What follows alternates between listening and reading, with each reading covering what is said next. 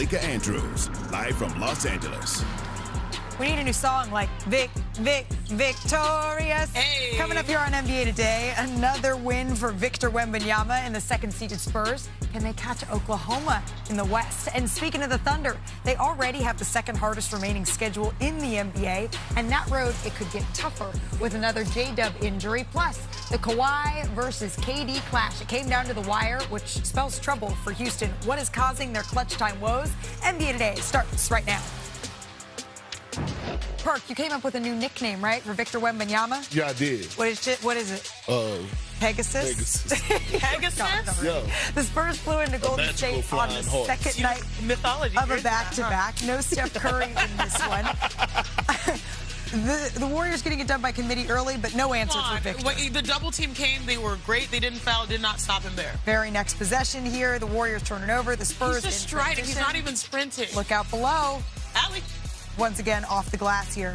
And then Wemby getting fired up. Going ahead to the third quarter, De'Aaron Fox. Nice pass here. By the way, Fox just named a replacement all-star here, so we will see him in Los Angeles. Oh, but right now we're seeing that De'Aaron Fox. When you're like number 2 in the West, you get a little nod, right? Connection, Tim. Oh, my. About a minute later, Spurs in transition. Wemby pulls up for three. Gets that one to go. Victor finished with 26 points in this one. So, Wemby, what are your plans for the All-Star break?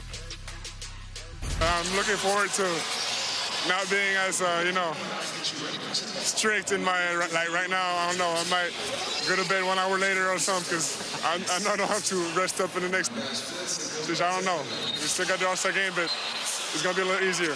Go have some fun at the All-Star game. For sure, that's the goal. I mean, it's fun for me as winning. For some of us, staying up an hour later, that is our idea. That's you and me, Malika. Of a rocket time, right? We're there like we're going to bed at 9:30 tonight. We're getting real wild. We walk into We feel you, Girl Victor. Scouts meeting. You rest up. Hey, that is us. Flavor of Girl Scout cookies, and it is delicious. So only you would know that. They hit the All-Star break on a 6-game winning streak. They're the hottest team in the league right now. So maybe the Thunder should be looking over their shoulder here. The Thunder and the Phoenix Suns last night in action. Jalen Williams, he started out this game incredibly hot. Gets this one to go. He started perfect from the field.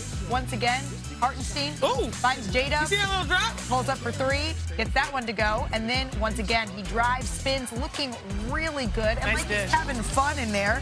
Looking the best he has all season. Couple dunks for Chet. Chet for the slam. But watch this play here. After the fast break, Williams, it looks like he comes up just a little bit hobbled here. He's holding his calf, his hamstring rather. He would exit this game. He did not return, and the Thunder win 136-109. Now, OKC, they have one more game tonight before their All-Star break, but it's going to be some tough sledding after that. They have the second most difficult remaining schedule in the NBA, and they lead the Spurs by just 3.5 games. So let's start with some injury updates here, because both Jalen Williams, SGA, they're dealing with those nagging injuries. Tim, let's start with J-Dub. What's the level of concern here? I mean, there is concern. He's out tonight, obviously, against the Milwaukee Bucks. He did strain that hamstring again. That's the second time in less than 4 weeks. They're saying he will be reevaluated after the All-Star break, which is the same thing with Shai Gilgeous-Alexander and that abdominal strain. Yeah. And being reevaluated after the All-Star break obviously is not a guarantee that he will be ready to return. It was 10 games rather for J-Dub the last time he strained this. And we'll see how long he's out with this one. Maybe they want to be a little bit cautious, but the question is, Perk, can they afford to be? Because I want to be careful saying that Oklahoma City is vulnerable, but they've been as vulnerable right now as they are, as we've seen really in the past 2 years. I wouldn't say vulnerable, but I would just say that other teams around the league are looking them eye to eye right now. And that one team is the one guy that we just showed, the San Antonio Spurs. Pegasus? Yeah, Pegasus. But they're on their heels like a pair of church socks. And when you think about what the Spurs are doing right now, they check all the boxes. They're playing at an elite level. And can we take the clip off real quick, the B-roll? You wanted to go straight down the barrel? Talk to the people. Take the B-roll Talk off. to the people. We didn't give Adam Silver and the NBA a congratulations today. They actually found their new face in the NBA. Yeah, Victor Wembanyama. He is the new face of the NBA. And if anybody want to argue with me, we could argue for hours or days, but you're going to lose this argument. Here's the reason why. When you talk about a guy that's embracing that role and embodying that, he wants that, right? He checked that box. When you talk about a guy that's going to perform at a high level and do things that we've never seen before, he's going to do that. When you talk about a guy that's going to put butts in the seats, right, not just at the crib, correct, but in away arenas, he does that. But you know what the one metric that he cares about is? It's not, I mean, that's all great, the butts in the seats, and he cares about the winning piece of it. Do you think that the Spurs can catch OKC? I do. They're only 3.5 games back. Why wouldn't they? And they want to catch them. They should want that #1 seed, because now I'm going to say this. What's the #1 knock on the San Antonio Spurs right now? I mean, they're young. They don't have experience in the postseason. So wouldn't you want home court through as much as possible and play as many playoff games? That's what Detroit's trying to do. My point exactly. Look, I'm right there with you, Perk. Earlier this week, I was very, very high on Victor Wembanyama's performance. We saw the numbers, the 17 points in 4 minutes, 25 and 8. And, Perk, I agree with you. We're witnessing the future face of the NBA, because right now we're in a changing of the guard, right? LeBron, Steph, KD, their teams are maybe like not as successful as we would have hoped. But right now, when I look at Victor Wembanyama, I think of the words world tour. It feels like he's on a world tour from arena to arena. Like the greats, he is making sure he satisfies NBA fans and shows his full level of talent. He's not sitting back relaxing. He also is the prototypical future of what the game is when it represents positionless basketball. So you're not far off, Perk. I believe you're right. You might say, you didn't say current base, you said future. And I'll tell you this, the fact that Jalen Williams came back on Monday with a few games left before the All-Star break, that tells me that the Thunder had some concern about the Spurs catching him. That gap has closed. Obviously, San Antonio showed there ain't no fear from the Spurs of the Thunder. And here, OKC, they needed J-Dub because Shea was out, because A.J. Mitchell, who's a Sixth Man of the Year candidate, also has been out for a while. The safe, cautious thing to do would have let him just rest right on through the All-Star break. He came back on Monday, and they don't do that if they're not looking over their shoulder. So I like looking at the NBA through tiers, right? There's like a tier 1 and there's a tier 2. And I believe the Oklahoma City Thunder are tier 1 and definitely 3. And based on these tanking teams, there's definitely a 4, okay? But tier 2, the gap between 1 and 2 is getting smaller and smaller. And in that second piece, you have the San Antonio Spurs. In my opinion, you also have the Denver Nuggets. Now, they're missing a couple of key pieces, but if they're healthy, they're a team that I know that OKC is looking back like, we went to 7 versus these guys. And Jokic missed a couple games, which means that wear is not on him when the postseason comes. And that's a great point. And this is why I bring up and I say that the Western Conference is wide open, because you can't take for granted how serious soft tissue injuries are. We've seen that this season. Hell yeah. And think about Aaron Gordon, right? Yeah. The same injury he had last year in the postseason, he got that one again this year, right? He pulled his hamstring again, and now they're without Cam Johnson, the Nuggets are. They're without Peyton Watson. Right. And so when I think about J-Dub, Tim, you're right.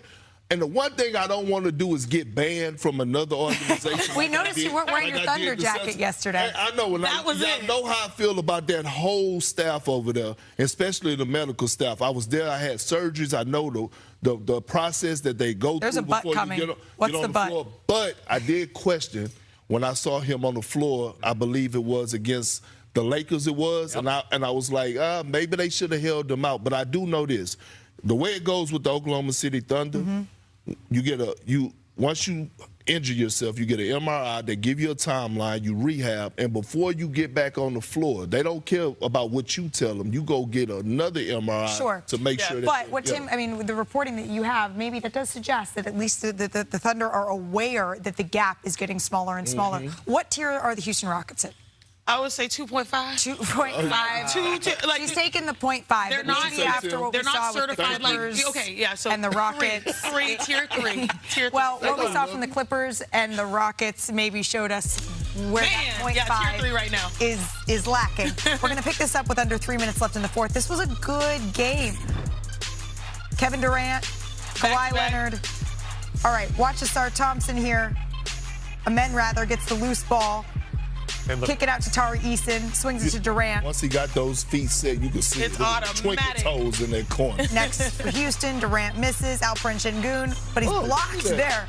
Kawhi has been phenomenal. Brook Lopez getting up defense leading to offense for LA. 3-1 since the trade deadline. And then 7 seconds left in the fourth. Durant inbounds to Şengün. I know. I shouldn't be high on the Clippers. I'm high on Kawhi right now. Me too. Kawhi's having the best And you know why? in his career. Because of this right here. Look, he takes on the entire squad. This is one of the best defenses in the NBA. 4 guys are in the paint trying to stop him. Devo mode. Hey. He goes right through you, knocks down the mid-range. Patented. Well, Houston down 3, 2 seconds left after that from Kawhi Leonard. Thompson had one more shot to win this game. That was Jordan-esque. I do not need to apologize to our producer, Dimitri. She's like, my Clippers are great. Really, really. He shoots, Easton does. The contested 3 comes up just a little bit short. So the Clippers, they go on to win this one 105-102.